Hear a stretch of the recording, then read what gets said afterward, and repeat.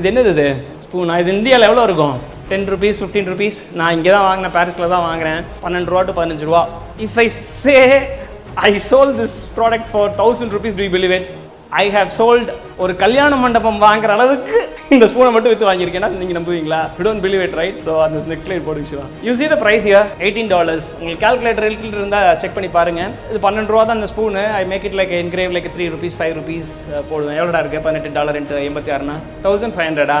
So அவ்வளோதான். So as simple as that. So 12 ரூபா from 1500 rupees. I sold more than ஒரு 10 லட்சம் ஸ்பூனுக்கு மேலே விற்றுருப்பேன். ஸ்பூன் மட்டும் சொல்கிறேன். ஸ்பூனுங்கிறது என்னோட ஒரு ப்ராடக்ட். அப்போ எத்தனை ப்ராடக்ட் விற்றுருப்பேன்னு பார்த்துங்க.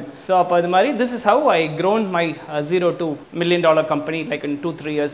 சார் மேடம் இவங்கெல்லாம் சொன்னாங்கல்ல, அதாவது 1 கோடி ரூபா சம்பாதிக்கிறதுக்கு 18 வருஷம் 15 வருஷம் கஷ்டப்படணும் அப்படின்லாம் சொன்னாங்கல்ல. See, I think in a different way. That's not the way. That's not, you know, சில பேருக்கு சில விஷயங்கள் இருக்குது. அதை வந்து யார் எதை அப்சர்வ் பண்ணுறாங்கன்றதை பொறுத்து.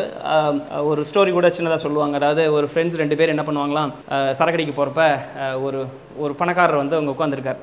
அவர் வந்து சரக்கு அடிச்சுட்டு he gave a 2000 rupees tips to the server. ஒரு 10 வருஷம் 15 வருஷம் கழிச்சு போய் 2 பேரும் அதே இடத்துல மீட் பண்ணுறாங்க. And that guy was a server in that restaurant. சரி என்னடா பண்ணுறீங்க அப்படின்னு கேட்டாரான். அப்போ சொன்னான் அவன், டே நம்ம 2 ஞாபகம் இருக்கா, ஒரு 10 வருஷத்துக்கு முன்னாடி இங்கே சரக்கடிக்கு வந்தோம். அப்போ வந்து அவனுக்கு இந்த சர்வருக்கு பார்த்தியா 2000 ரூபா ஒருத்தர் டிப்ஸ் கொடுக்குறாரு. அப்போ இது மாதிரி எத்தனை பேர் டிப்ஸ் கொடுத்துருப்பாங்க அன்றைக்கி மட்டும் நம்ம நைட் உட்காந்துருக்க மணிக்கும். அப்போ எவ்வளோ காசு சேர்த்திருப்பாரு. ஸோ அப்போ அவரை இன்ஸ்பயர் பண்ண, அதுக்கு எப்படி பார் டெண்டருக்கு வேணும், எப்படி இந்த ஸ்டார் ஹோட்டலில் வேலைக்கு வரணும்னு சொல்லி தேடினேன். ஐ பிகம் தேட் அப்படின்னாரான். நீ என்னடா பண்ணுற அப்படின்னா, நீ அவரை பார்த்த ஒரு சர்வருக்கே 2000 ரூபா டிப்ஸ் கொடுக்குறான்ல, இவன் எப்படா ஆனான்றதை நான் அவனை ஃபாலோ பண்ணேன். I become like millionaire now அப்படின்ற மாதிரி பார்த்தானா. அதாவது நான் வந்து 2 பேர் பார்க்குறாங்க, 2 பேர் 2 கரெக்ட் சொல்கிறாங்க.